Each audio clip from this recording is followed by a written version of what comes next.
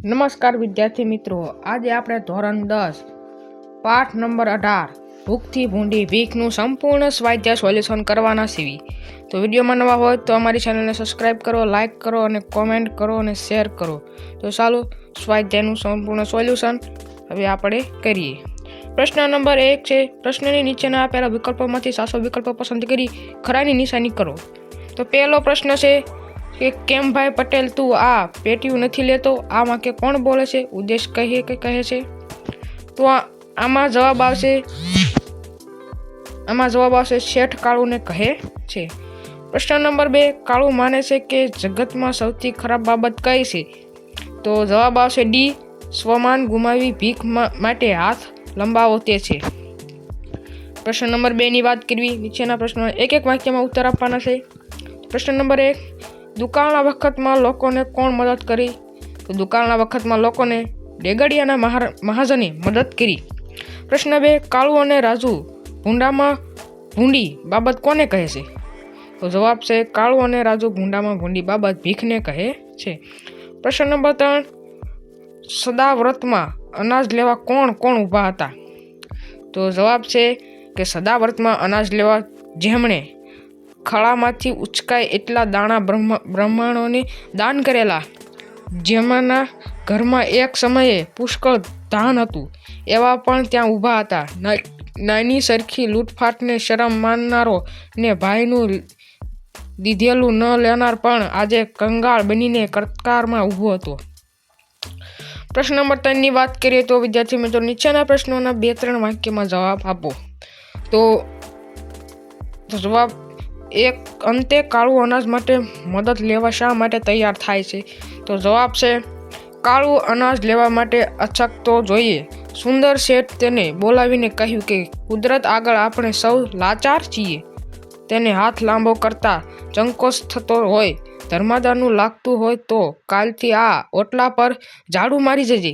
મુખિયાજી પાસે ગાડી તકિયા માંગીને અહીં પાથરી દેજે, પછી તને એમ નહીં થાય કે હું મફતનું લઉં છું। સુંદર શેઠની વાત સાંભળી અંતે કાળુ અનાજ લેવા માટેની તૈયારી દર્શાવી।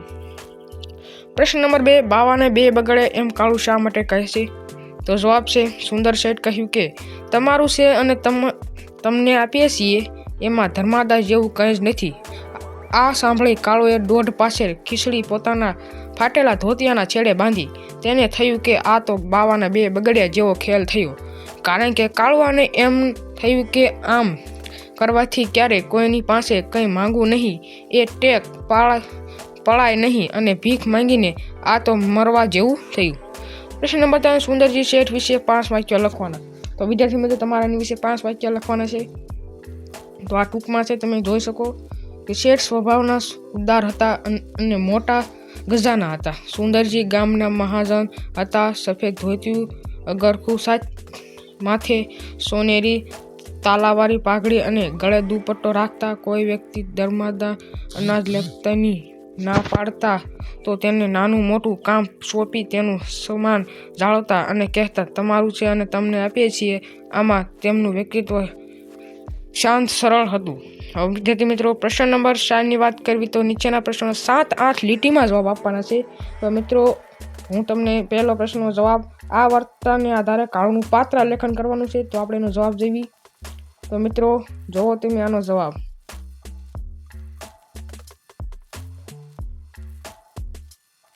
મિત્રો તમે આને વિડીયોને પોઝ કરીને તમે જોઈ શકો છો।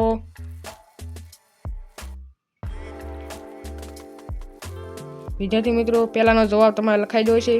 તો આગળ વધીએ પ્રશ્ન નંબર 2 ની તરફ કે આ વાર્તાને આધારે દુકાળ ભયાનકતા તમારા શબ્દોમાં લખો। તો એનો જવાબ જોઈએ વિદ્યાર્થી મિત્રો, આ છે જવાબ કે આ વાર્તાના આધારે દુકાળ ભયાનક તમારા શબ્દોમાં આ લખો। તો તમે જોઈ શકો છો, તમે વિડીયોને પોઝ કરીને લખી શકો છો। તો વિદ્યાર્થી મિત્રો, આગળ વધીએ પ્રશ્ન નંબર 3 ની, રાજુની મનોવ્યથા તમારા શબ્દમાં લખો। તો એ પ્રશ્ન પણ તમે જોઈ શકો છો। પ્રશ્ન તમે વિડીયોને પોઝ કરીને તેનો જવાબ લખી શકો છો તમારી નોટમાં। તો વિદ્યાર્થી મિત્રો, આટલો જવાબ છે, લખી નાખજો। તો વિદ્યાર્થી મિત્રો, આપણો કેવો લાગ્યો વિડીયો સારો લાગ્યો તો લાઈક કરો, શેર કરો અને સબસ્ક્રાઈબ કરો। મળવી એક આવા નવા વિડીયોની સાથે।